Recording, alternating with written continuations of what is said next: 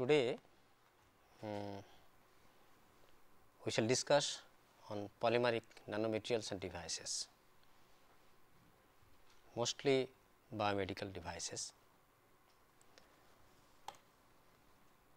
Now, you know today nanotechnology has come to the forefront.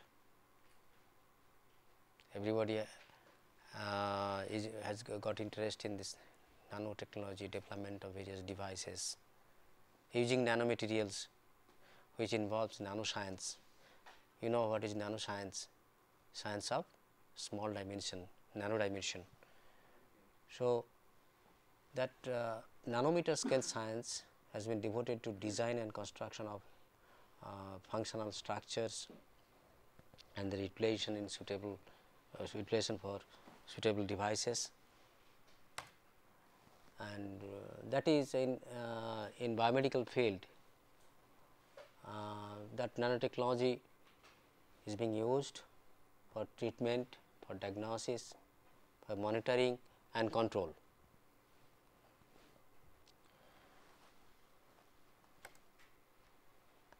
And this nanomedicine devices contains nanoparticles, nanomachines, nanofibers and sensors. Nanoparticles, you know, there are various techniques to form these nanoparticles or nanomaterials. There are two major approaches, bottom up approach or top down approach. So, if we can make some materials made of these nanoparticles, these particles in nano dimension, say might be below 100 nanometer or 200 nanometer, like that, they show some unusual properties. You know, gold, its color is yellow. When it has been broken down to nanoparticles, gold nanoparticles, its color changes from yellow to blue to green to purple to red, and the properties are different. Okay. Now, you have seen in case of carbon black, there are various grades of carbon black, of which one grade is channel black or sometimes furnace black. Channel black, they are available in very small particle size. Furnace black, furnace carbon black is also available in small particle size, say 20 to 30 or 40, 50, 100, 200 nanometer dimension. When those particles are used as filler in rubber compounds, we get very good reinforcing properties, improved strength of the rubber composite.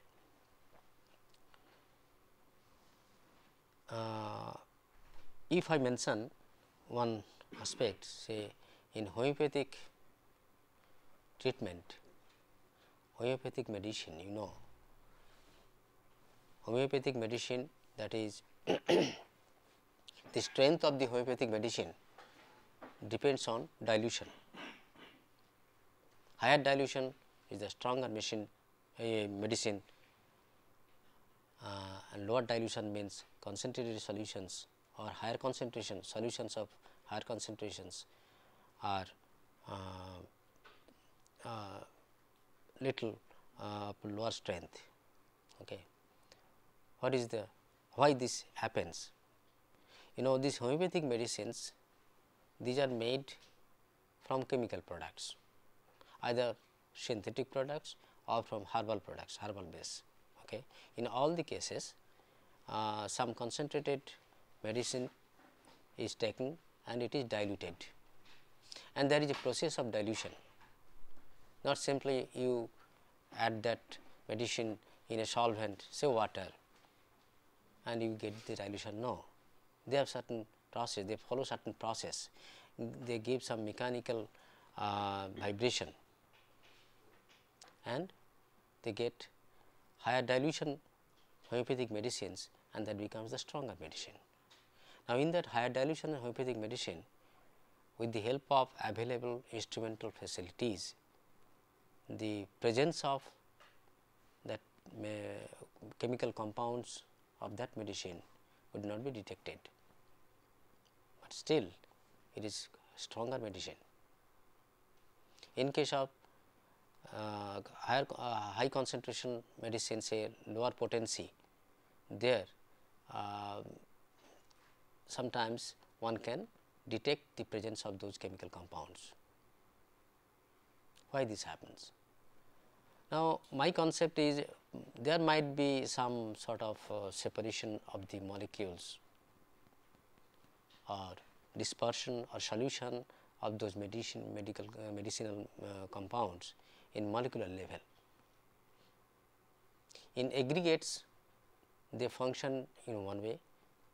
In dispersed condition in molecular level, they function in another way. That might be the reason, but that research has not been done, we do not know. But today this nanomaterials or nanotechnology indicates us that by virtue of the small dimension as well as their high surface energy, they are prone to form aggregates, agglomerates. Okay. If we can break the aggregates, then we can get the dispersion in smaller dimension. Probably we can exploit the real properties at the molecular level. So, there are certain properties at the molecular level. The aggregates of those materials may not perform the same level of properties that we have visualized in some cases. You see, the color of gold changes from lump to these nano particles, and their properties are also changes. So, this concept is being utilized in various fields for various purposes, where also in biomedical field people are trying to utilize this nanotechnology for treatment, for diagnosis, for machines, micro machines, etc., nano machines, okay, as well as in sensors. So, I will give you some exposure to you with this thing, those materials and some devices. Okay. So, the term usually applies into living or processed tissues, biomaterials. It usually applies to living or processed tissues or to materials used to reproduce the function of living tissue in conjunction with them.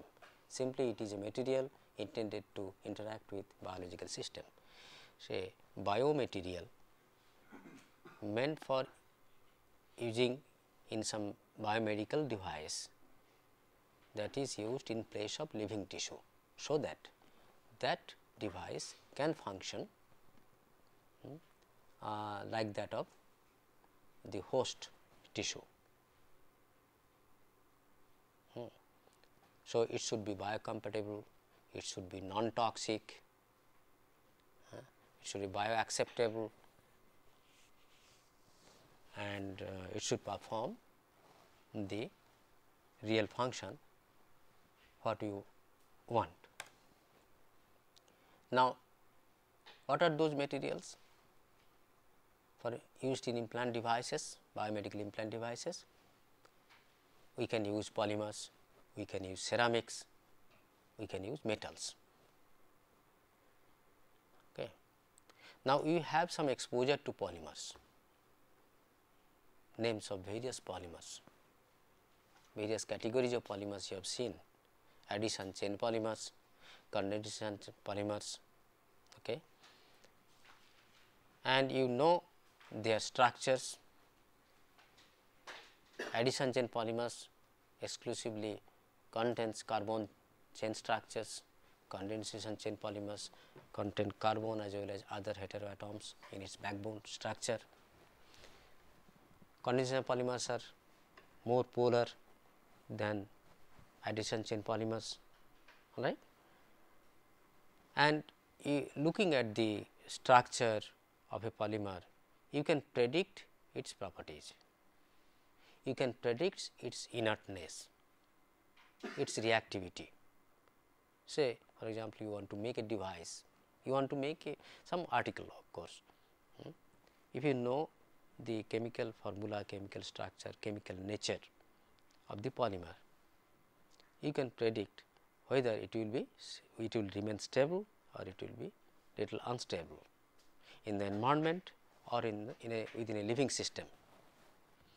So, polyethylene, if I talk about polyethylene, polyethylene is not degraded by environment, it is not degradable by environment, ambient environment, isn't it? If it is exposed to ambient environment, say exposing to sunlight, exposing to humidity, exposing to rain, exposing to air, etc., all these things.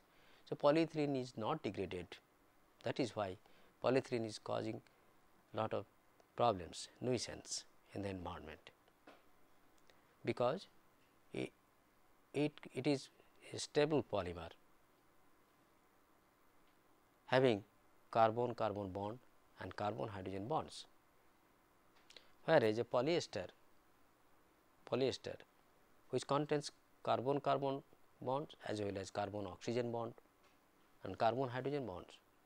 Now, this carbon oxygen bond, it is located in the ester group. You know, this ester group is degradable, hydrolytically degradable in presence of acid or alkali, it can break.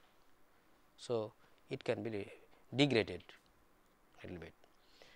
Naturally occurring polymers, you know their structures, formulas, chemical composition. Naturally occurring polymers contain carbon, hydrogen, nitrogen, oxygen, sulfur, all these things, isn't it? Majority of them except natural rubber, majority of them contain such atoms as well as bonds are present, and those are easily degraded by nature. Oxidative degradation, thermo-oxidative degradation, microbial degradation, all these degradation occurs over there. But if we put these polymers in living system which contain biological fluid, the pH sometimes is around 7.4, or within the stomach pH may be little lower or higher. So, in those environments, if polymers are put over there, if the polymers get hydrolyzed within the living system, then the stability of the polymer will be at stake. Now, there are certain requirements in biomedical field that we need to degrade the polymer, say absorbable suture, suture thread,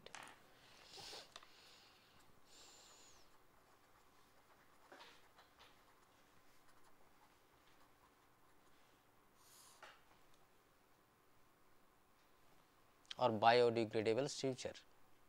Absorbable suture means when those suture threads are used for stitching purpose after surgery or for the purpose of healing a wound. So, it comes in contact with the body fluid. Now, if it is non-absorbable, non-biodegradable suture, after wound healing, there is a necessity of removal of that suture thread from the body. That is a painful affair. Now, if there is some absorbable suture which will slowly be absorbed within the body fluid and the degradation products will be excreted from the body slowly, then that removal step can be avoided. Okay. So, say internal operation suppose within the body, after operation it is actually closed and stitched. Now, that is done by tissue adhesive or suture. Now, if the suture is used, again If it is not absorbable, then it is to be again removed after the wound is healed. So, for those purpose we have to see what polymer we should select depending on the requirement. There are certain requirements, say tissue engineering scaffold for hard tissue replacement, say total hip joint replacement or knee replacement or finger replacement, finger joint replacement, anything. So, for hard tissue means bone replacement. What we do? We make a scaffold from calcium, synthetic calcium hydroxyapatite, calcium hydroxyapatite. You have heard this name, calcium hydroxy. It is a bone mineral. It is present in bone, normal bone. Now, if a skeleton or a scaffold is made, porous scaffold is made from this thing, or a composite is made from this calcium hydroxyapatite or bioglass or calcium phosphate using collagen as the matrix,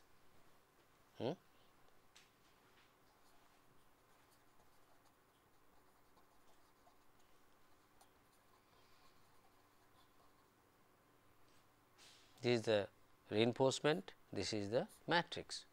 So, a composite will be formed, a composite. Now, that composite can be used for replacement of bones, or else we can make scaffold from calcium porous scaffold from calcium hydroxyapatite. Today people are making bioceramics, porous bioceramics.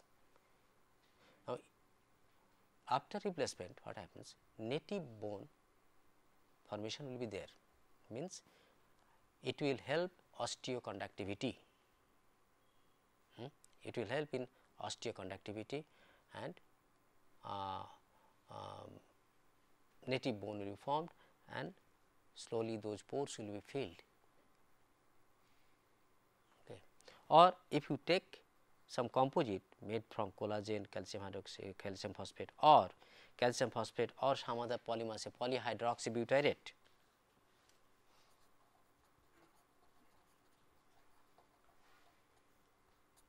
Polyhydroxybutyrate or valerate, polyhydroxy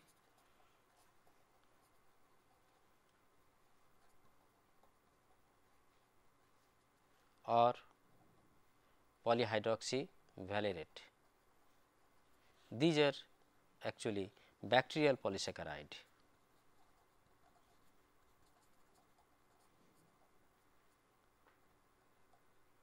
Bacterial polysaccharide produced by bacteria. It is a polymer, polysaccharide polymer. It is a biodegradable polymer, or chitin or chitosan, okay, or chitosan. Now, these can be used as matrix with calcium phosphate or calcium hydroxyapatite or even bioactive glass. I mentioned earlier bioactive glass. So, what will happen? These polysaccharides or collagen or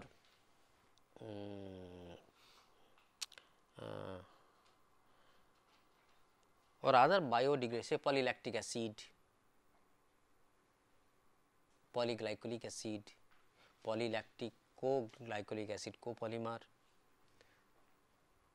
Now, these biodegradable polymers with this calcium phosphate or bioactive materials or calcium hydroxyapatite, that will form a composite that can be used for replacement of bone. Slowly these polymers will degrade within the body, create some space. In those spaces the native bone tissue will be formed. Okay.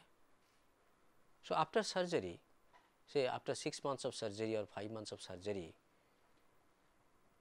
one can find that the artificial part which was replaced, which was put inside the body, that is no longer present there, is almost original bone. Native bone has been formed there.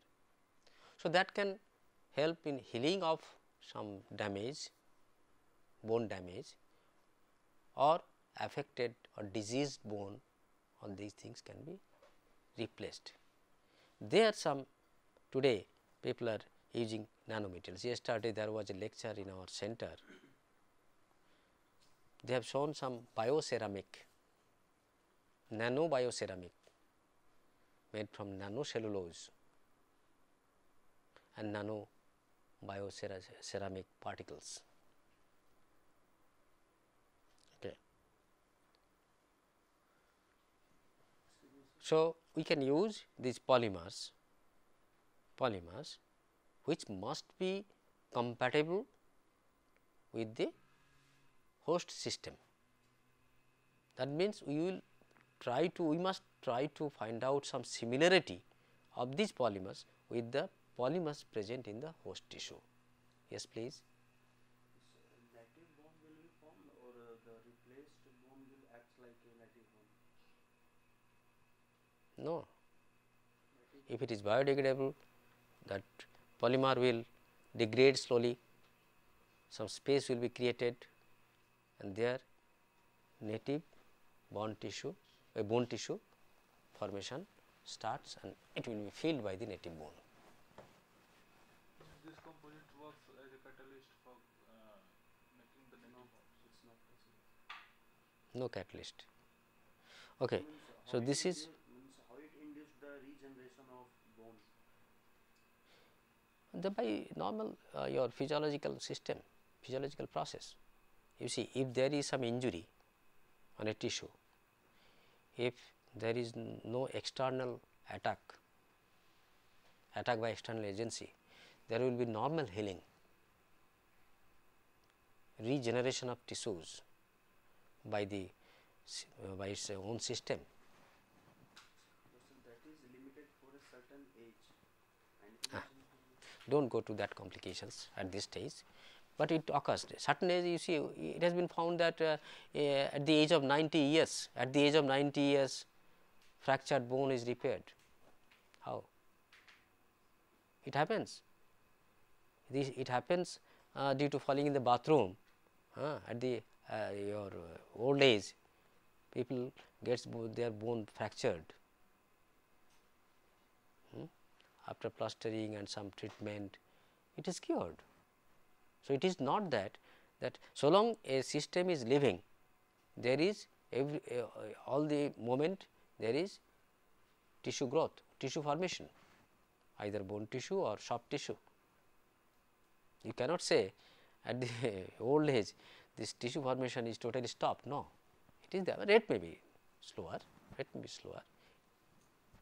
the situation may be little difficult, but it is there. So, what we see, polymers are used in biomedical field. It is again a vast subject. It is a vast subject. I am giving you a little exposure, introduction to you, so that if anywhere it is necessary, you can explore. Then ceramics are also used, metals are also used, titanium, vanadium, aluminum, alloy. These are used for total hip prosthesis today. Ceramics are also used.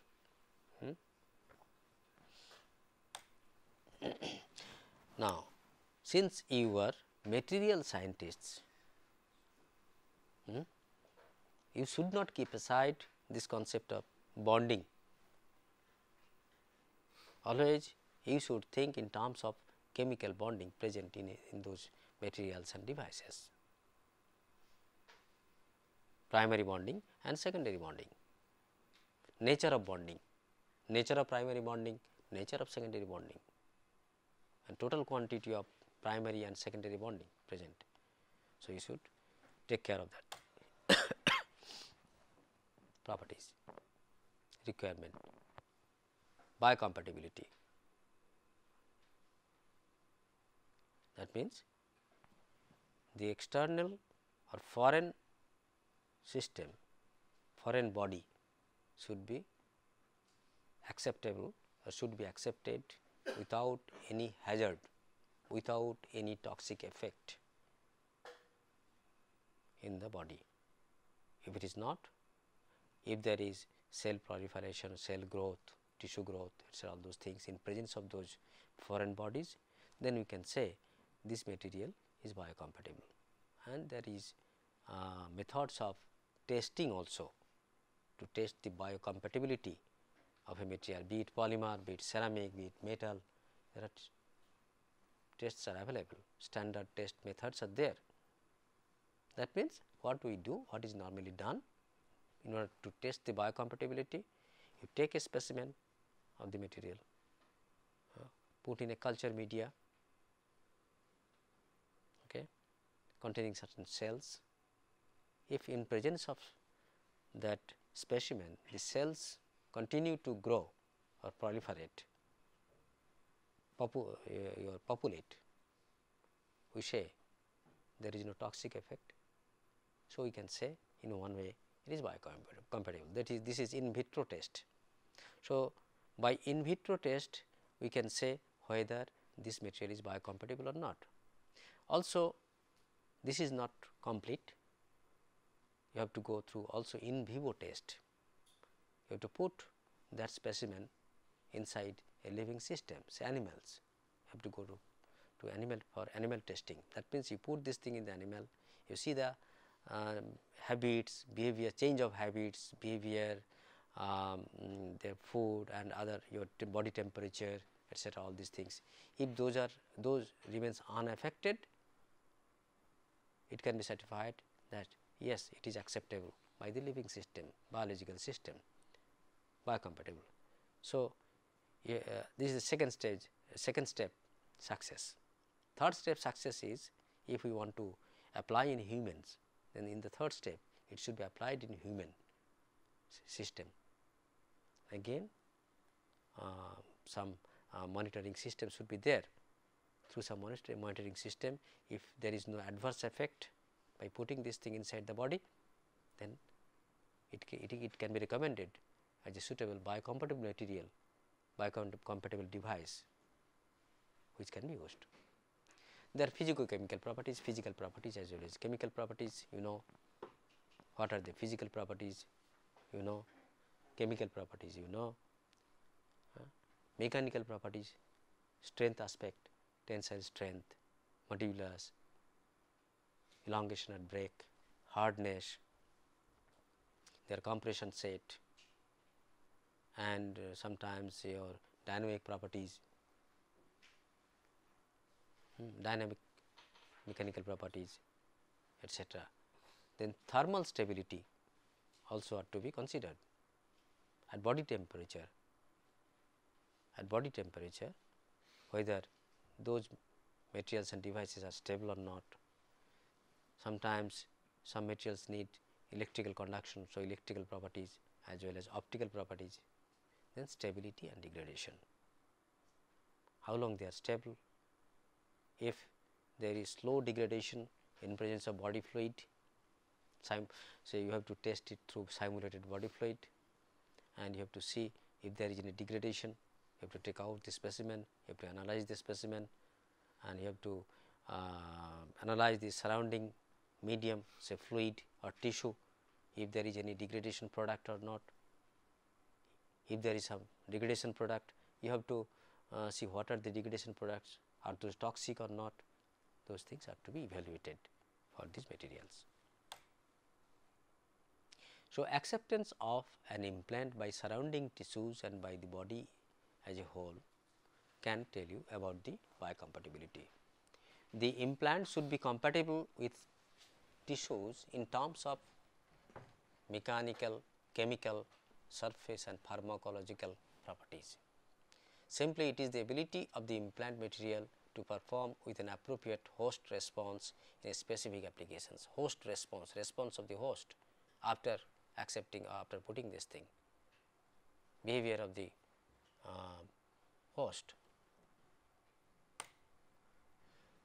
Mechanical properties, say cortical bone, cancellous bone, enamel, dentin materials, say modulus, their modulus, tensile strength. Okay. Then mechanical properties of soft tissues, those are the mechanical properties of hard tissues. Here these are the mechanical properties of soft tissues, cartilage, ligament, tendon, skin, arterial tissue in two directions, intraocular lens. So, you see the requirement of this indicates the requirement of mechanical properties of the materials which are to be used for such biomedical devices.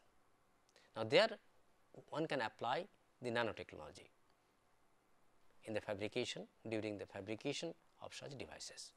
Okay. So, you see this is the tensile strength, this is the modulus, this is the tensile strength. Oh, this is wrong actually, this should be gigapascal, this should be gigapascal, not megapascal, modulus is higher. Anyway, then mechanical properties of typical ceramic and metallic biomaterials. You can compare the tensile strength and modulus of some metals and ceramics. Okay. You compare,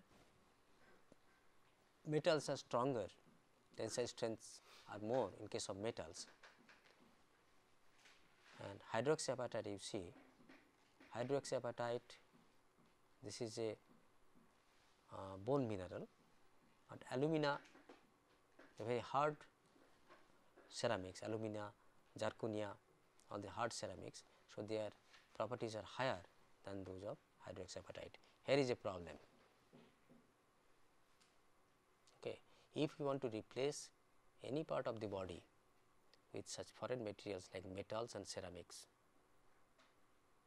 your properties matching is very difficult to obtain, isn't it? You look at the properties, they are very strong. So, there is a mismatch of these properties. Then you look at the polymers, the mechanical properties, say modulus and tensile strength, these properties are close to those of soft tissues, and mechanical properties of some composites can be brought very close to those of hard tissues. That is possible with polymers. Okay. And that can be tailored again following this nanotechnology. Nanotechnology, I mean, you have to follow certain process so that nano dimensional reinforcement is possible to form. Say, think of cellulose, cotton. If we want to make nano dimensional cotton fiber, how we can make? You know, cotton contains cellulose molecules. Cotton in the cellulose molecules in the cotton fiber highly crystalline, and that is the reason for its insolubility, infusibility. Cotton, which contains anhydroglucose unit rings, anhydroglucose units. Those anhydroglucose units unite one after the other to form a cellulose molecule, and there is extensive intermolecular hydrogen bonding between cellulose molecules through hydroxyl group, one primary hydroxyl group and two secondary hydroxyl groups are there. Okay. By virtue of that hydrogen bonding between those hydroxyl groups, there is intermolecular hydrogen bonds present in cotton, cellulosic materials. Now, if you want to make nanofiber out of this cotton fiber, it is difficult in the sense it is not soluble in a solvent, it is not fusible. You know what to do? Now, if you can find a technique to break the hydrogen bonds, intermolecular hydrogen bonds, then you can separate the cellulose molecules, means your cellulose molecules from each other. Then only it is possible to form nano cellulosic fiber. and once these nanocellulosic fibers are formed, you know, these hydroxyl groups will be exposed or opened, hydrogen bonds will be broken. Again there is every tendency of reformation of hydrogen bonds. That is the problem. That means, when you make some nanoparticle or particle in nano dimension, eventually there will be recombination to form the aggregate. That means, it becomes difficult to maintain the nano dimension. So, if it is possible to prepare this nano unit in situ, that means, if immediately some your third thing comes between two units, nano units, then that will prevent their recombination. Then only you can get dispersion of nano units in a matrix. So, in case of cellulose, say what you can do? You have to break the hydrogen bonds. How to break the hydrogen bonds? There are two ways, thermal and chemical ways. Now, if you apply thermal energy, that should be in such a amount, so that it only reaches the energy of that hydrogen bond which can break, is not it? You can use some chemical energy, some chemical materials, chemical compound, chemical agent. If it can provide that energy close to that of hydrogen bond breaking energy, then that can break, and eventually you have to disperse those nanofibers, preventing recombination. So, we can imagine one thing, a cotton fiber or any other natural fiber, that is a bundle of fibrils. A fiber is a bundle of fibrils. Fibrils are having smaller diameter than fiber. Okay? A fiber can be considered as a bundle of fibrils. So, your job would be to separate those fibrils from a fiber by breaking intermolecular hydrogen bonds. Now, again each fibril can have large number of cellulose molecules in a bundle. So, fibrils can be bundle of cellulose molecules, and fiber is bundle of fibrils. So, in each step you have to break the hydrogen bonds. Now, there is a technique called steam explosion technique. What is that steam explosion technique? You take these fibers in an autoclave, you put these fibers in water, or take a dispersion of these fibers in water, take that dispersion in an autoclave, close the autoclave, okay, start heating, means it is, if it is electrically heated, put on the switch. So, it will increase the temperature. So, that water will vaporize and form steam. Okay. If you go on increasing the temperature, so you will have steam at higher temperature, a superheated steam will be there. So, in that condition what will happen? These water molecules will go in between those fibrils as well as in between these cellulose molecules, and the energy available over there is sufficient to break those hydrogen bonds. So, water molecule can be penetrated in between those fibrils and cellulose molecules. Then what you have to do is suddenly open the autoclave. This is at high pressure. Okay. You go for sudden release of pressure. What will happen? So, inside the fiber there are water molecules in between fibrils and cellulose molecules. Okay. So, on sudden release of pressure there will be some bursting effect. So, water molecules in between the fibrils, those are under pressure.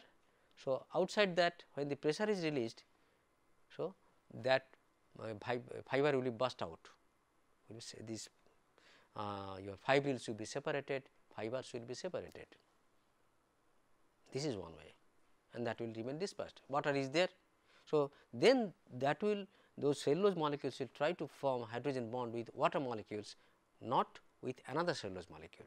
So, intermolecular hydrogen bonds will be broken, but intermolecular cellulose hydrogen bonds will be broken, but some hydrogen bonds between cellulose and water will be formed.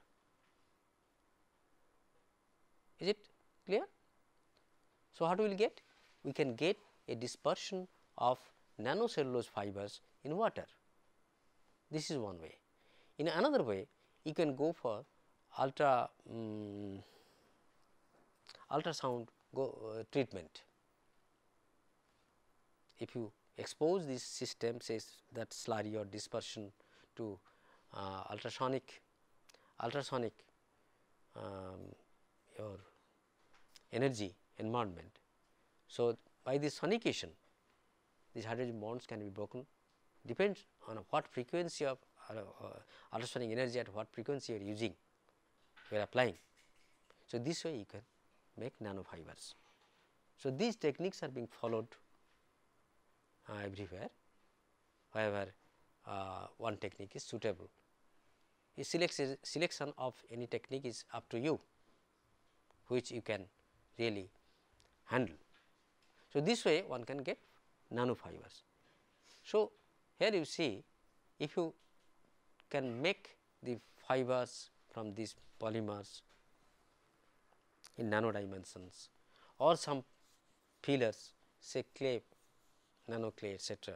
So, if you can disperse in these polymers, so you can make nano devices, nano composite devices for biomedical application, and there will be intimate contact between the fiber and the matrix. If there is intimate contact between the fiber and the matrix, then only you can get the nano effect. What happens in macroscopic composites? In macroscopic composites, this reinforcement either in the particulate form or in the fiber form, those are in bigger dimension. So, total interface area between the reinforcement and the matrix is less there. Okay. Now, if you think of say 5 gram of material, if you can break it to nano dimension, you can calculate the total amount of surface area of the particles available will be available in the nano dimension, say 10 nanometers, suppose 10 nanometers, 5 gram of 10 nanometers of material, you can calculate the surface area, considering, assuming it as spherical particle.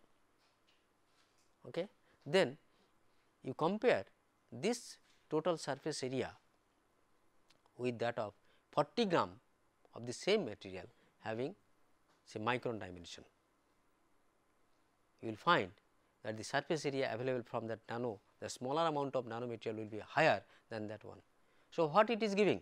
It is giving that more surface or interface for contact between the matrix and the fiber. So, we can get fruitfully the nano effect, nano composite. So, this is the concept. Only thing, we have to make the experimental, we have to develop the experimental setup, then only we can get the success, otherwise it is difficult.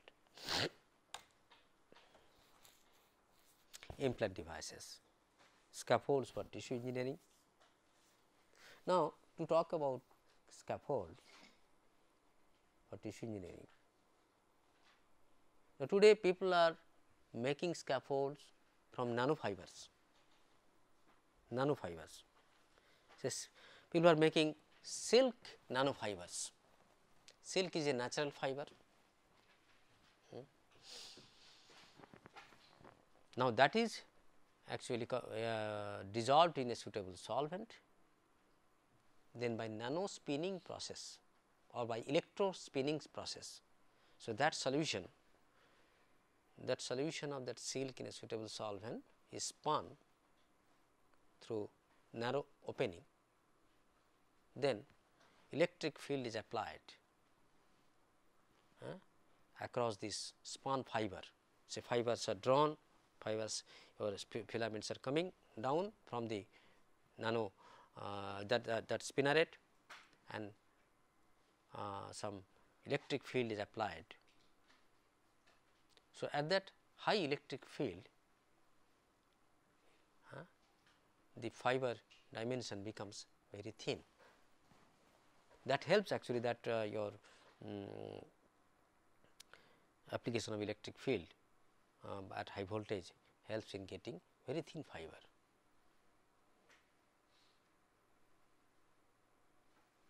So, people are making conducting polymer nanofibers by that technique. I have seen that setup, that device. People are making conducting polymer nanofiber. People are making your silk nanofibers, collagen nanofibers, protein nanofibers by this technique, and those are used for making scaffolds. Those scaffolds are used for tissue engineering. That means, scaffold is a support, on which these tissues are grown, cells are grown to get a proper tissue in a proper shape and dimension. In the last class, I was telling myocardial tissue construction by cell sheet engineering, myocardial tissue construction by cell sheet engineering without using any scaffold, with the help of that stimuli responsive polymer or thermo responsive polymer. But you can use some scaffold for tissue engineering. So, that scaffold can be a porous support, of course, that should be a porous support, or a network, or a hydrogel or gel materials, where ample space is available for tissue growth, tissue accommodation there. And ultimately, if the scaffold is biodegradable, then by slow biodegradation, ultimately we can get a native tissue. So, hydrogels in regenerative medicine, bones and joints, vascular grafts, heart valves, tendon and muscle, drug delivery devices, contact lens, sutures, and so many large number of applications can be mentioned. Now, polymers in healthcare, I have told many things. Now, look, the examples of polymers: polymethyl methacrylate. These acrylate polymers, these acrylic polymers, because of their excellent refractive index, those are used in optical devices. So, contact lens, rigid contact lens, earlier for rigid contact lens manufacture or preparation, PMMA was the ideal material, but it creates certain problems of hydrophobicity and lack of porosity, all these things, barrier properties, because it should permeate water molecules, sodium chloride and other things. So, today's optical your contact lens is being made of this acrylate polymers, but not PMMA or a copolymer of other monomer with methyl methacrylate. Have you heard this name?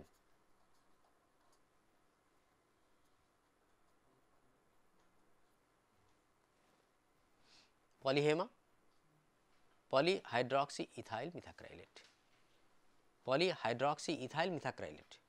You know methyl methacrylate.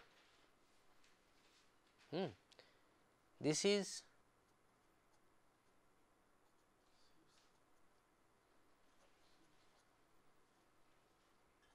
methyl methacrylate.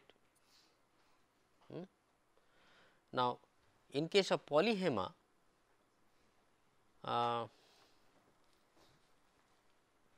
this group is replaced by hydroxyethyl group.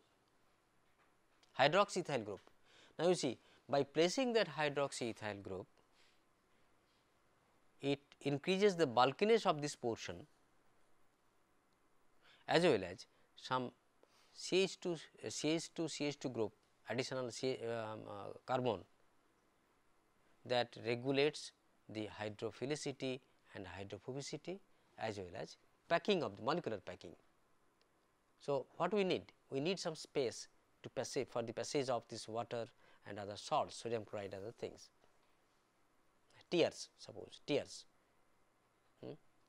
Not only that, it should maintain a proper flexibility, or it should be it should remain moist all the time. It should not get dry. Now, if it is hydrophobic in nature, if it is not, if it cannot invite water molecules, cannot like water molecules, then that will cause irritation in the eye. That is why today copolymers, I do not know the composition, this is not disclosed, I do not know, but copolymer of polyhema, hema with MMA, hema, or sometimes here in place of hydroxyethyl group there may be other alkyl group also. Then polyamides, polylactic acid, okay. PVC for blood bag. You have seen blood bag for collection of blood, that is made of PVC, although it is banned today. That is flexible PVC, plasticized PVC, it is banned globally, but in India nobody bothers. So, we are using this flexible plasticized PVC. The problem is it gives a life to the blood to say for 30 days only at 4 degrees Celsius. 30 days life is available. And again we have, it has been found that within 30 days there is rupture of your blood components due to the presence of plasticizer over there. Now, plasticizers are ester plasticizers.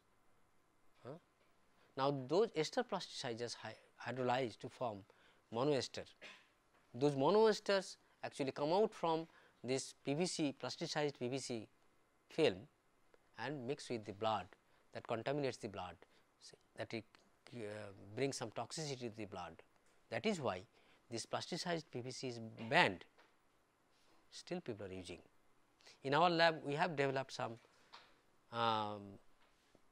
PVC film for blood bag without using any plasticizer. Okay. Catheters, you have seen catheters, flexible tubes, soft tubes, transparent tubes, IV system, those are made of PVC. Okay. Vascular prosthesis you see, say mesh or nets or fabrics made of polyethylene terephthalate fiber, this is called Dacron fiber, Dacron fiber,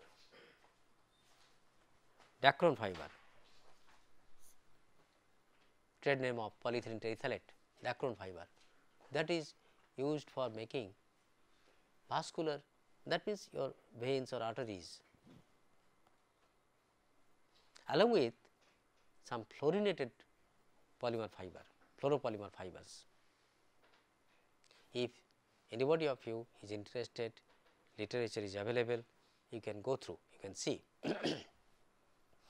There is a course on biomaterials, you can take that course also in order to get in details. Polyurethanes, although these polyurethanes are made from what? Polyurethanes are diisocyanates and diol. You know, isocyanates are highly toxic. Now, once these isocyanate groups react with hydroxyl group, forms urethane bond. Once this urethane bond is formed, it is non-toxic.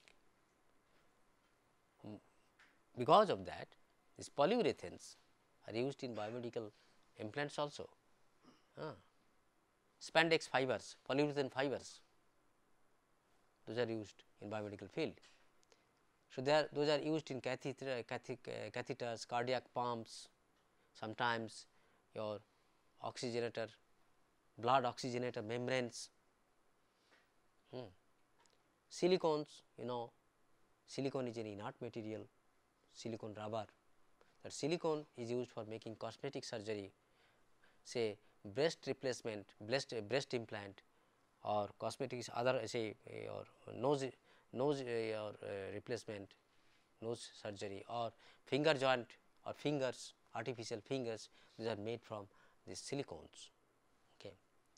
Polyphenol alcohol and copolymers for making hydrogels for drug delivery purposes, and poly N isopropyl acrylamide, NIPAM polymer.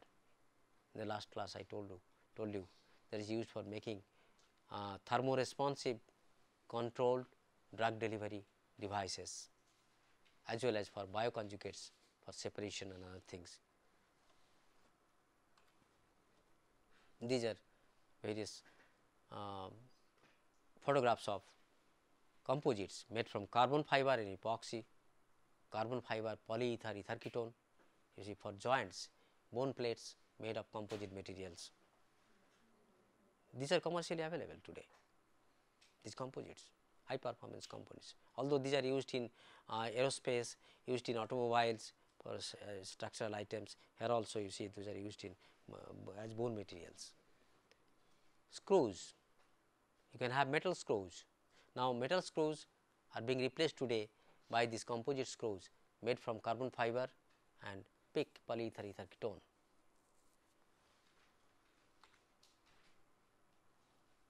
Hip joint, hip prosthesis, again the same carbon fiber PIC, injection molded composite are being used today.